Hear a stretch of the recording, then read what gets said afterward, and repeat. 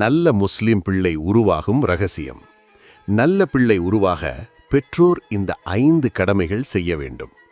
ஒரு நாள் ஒருவர் முஹம்மது ஸல்லல்லாஹு அலைஹி வஸல்லம் அவர்களிடம் கேட்டார், யா ரசூலல்லாஹ், பிள்ளைகள் நல்லவர்களாக எப்படி வளர்வார்கள்?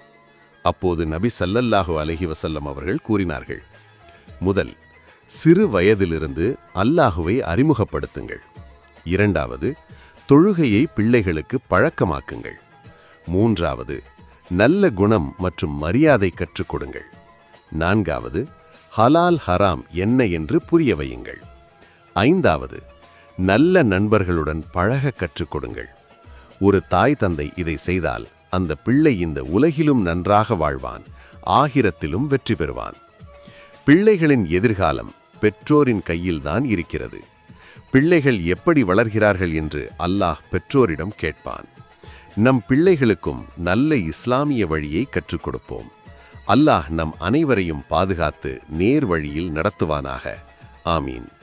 வீடியோ பிடித்திருந்தால் லைக், ஷேர், சப்ஸ்கிரைப் செய்யுங்கள்.